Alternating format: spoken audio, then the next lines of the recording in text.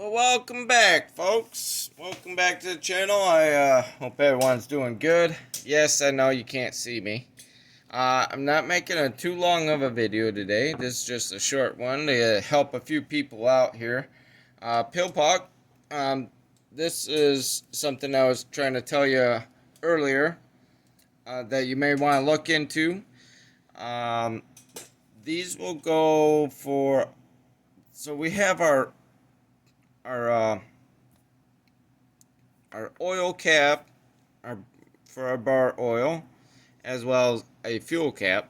Now these two designs, they go for a lot of different saws. Like this one's off of ProMac 800. A lot of the McCulloch saws, I should say that. I apologize. So like this ProMac 800 could be on the 1010s, the 55s, the 5x5s.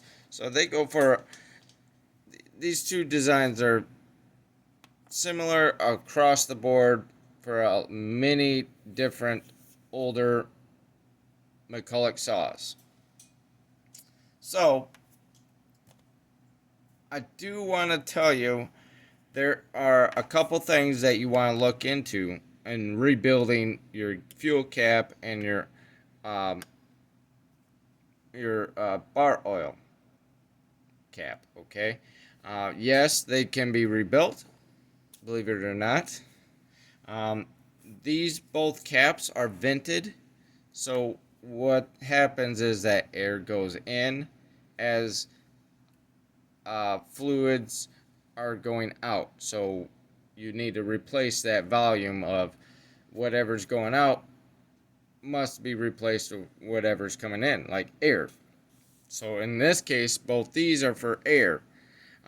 This one has a small vent hole here in the gas cap, so it goes through this hole. So really what happens in a fuel tank is that you got fuel going out, so you need air going back in, but you don't want fuel coming out of your gas cap. So air will go in this little hole and out of this hole, which is going into the fuel tank. And this little brass piece here can be removed. Use my new handy pliers,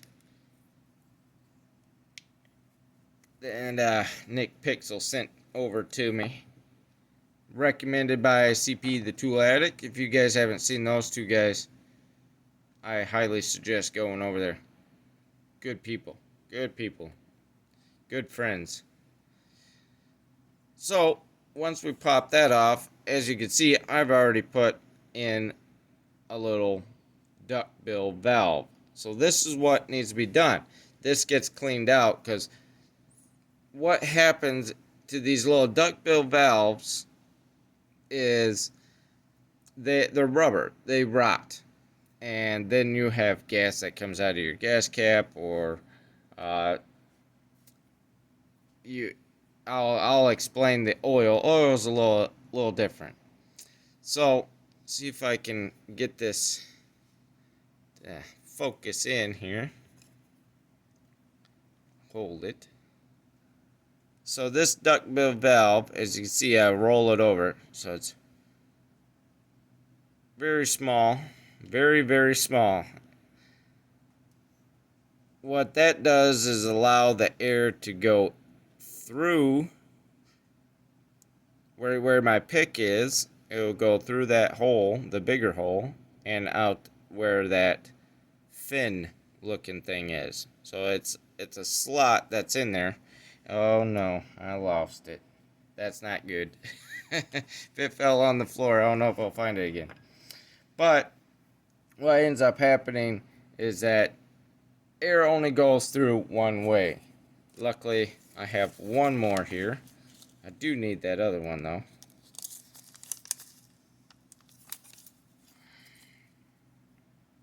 So this one's a little bit of a different design. And I almost lost that one too. That's how small these things are. They're tiny. There, I won't poke it all the way through, but so you get an idea here what these are like.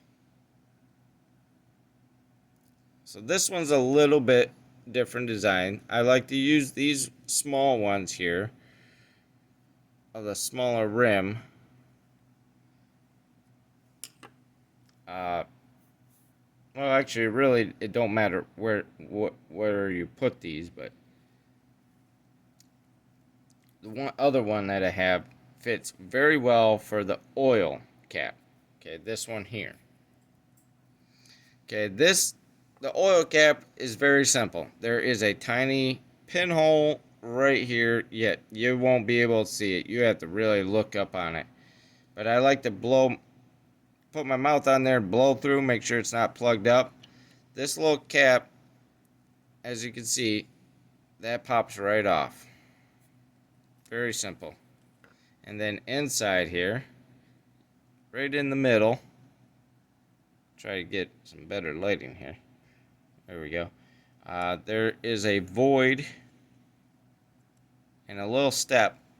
So what ends up happening is that you put your little duckbill valve in there. Once I get my fat fingers to work here and get it in.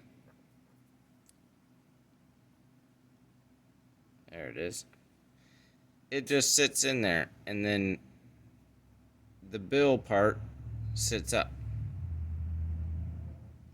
My camera don't want to focus. There it goes. Okay, and it just sits in that little piece. Then you put your cap back on. You just press it right on, and then you can see a little bit of the bill there poking through. It's flat, but you'll see it through the hole, and that will allow. See, you already see how we got a little bit of oil coming through the cap. That's a good sign that the hole's not plugged up. But what happens is that air goes through that little hole and into the tank, and that way you'll have your tank. What ends up happening with the oil is that, like in Pillpox situation, you have in bar oil leaking all over the place when he tilts it to the side. Now, one could be that there is no duckbill bill there to kind of plug up the hole, so to speak. So if you have a open hole through one end to the other, but when you put your thumb on that hole, it stops dripping, right? So that's what this kind of does. But allows the air to go in enough to when you're pumping your oil, there's enough suction for the air to go through.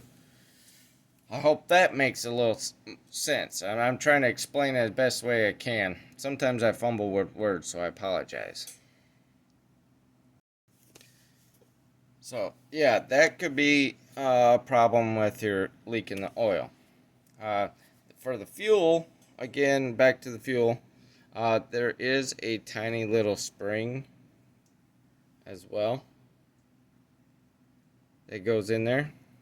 So the big end goes down into the hole of your fuel cap. Then I did manage to find the duckbill valve. I'll make sure it's clean. But yes, that with your brass piece here, it just pushes real gently right in there, just like that. That's it. And then you push your brass piece back in, just like that. And I like to go over to my bench vise. Excuse the mess. I've been working on a project here. and I just gently press that in, just till you barely feel it bottom out. And that's it. That's your rebuilt fuel cap, which I need to get a new gasket in there, and a newly rebuilt oil cap.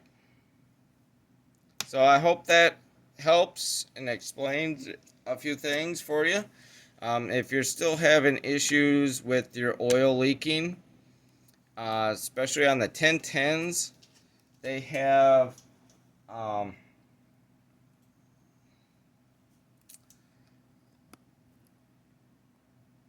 I can let me grab a 1010 real quick.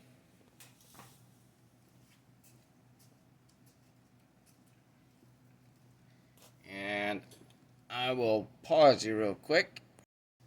Okay, so I grabbed a 1010, and in here, let's see if I can get this set up just right. And of course, I do not have a light, so I'll turn it on the camera. Okay, so on the 1010, underneath the fuel tank here, there is the manual pump. Okay, that will come loose. There's that little brass nut right there. I can get this pointer here. Right here. That comes loose. That's very common. These things come loose.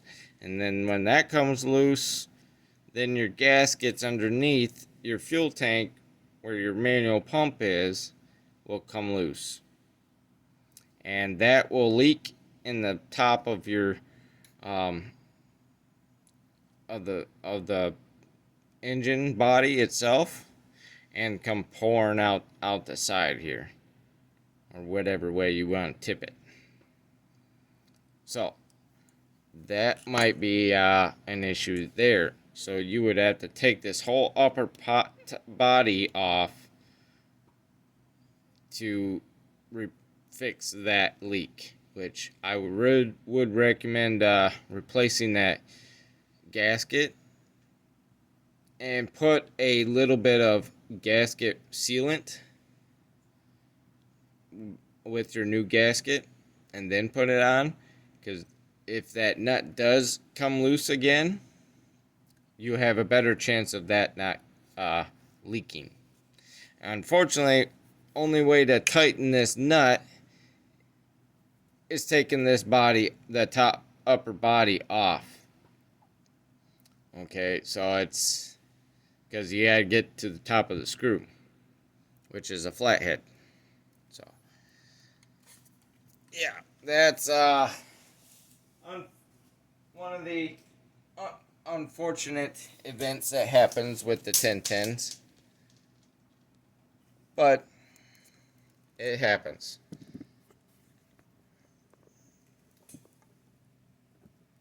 I don't know. I have my other camera facing the other way, so, and I can't switch it, believe it or not. So I hope that all helps you. If not, if you have any questions, comments, whatever, leave it in the comments section. Email me. My email's in the about page section, and I will try to do my best to get you all fixed up. All right. So, all right, folks. Well, that's somewhat of a short video. I apologize. It's probably a little longer than I thought. There's a lot of stuff covered in there. So, yeah. So I'll see y'all in the next video. I hope y'all doing good. All right. So, y'all be good, be kind, be safe, and please spread the love. We'll see you on the next one. Let's do it.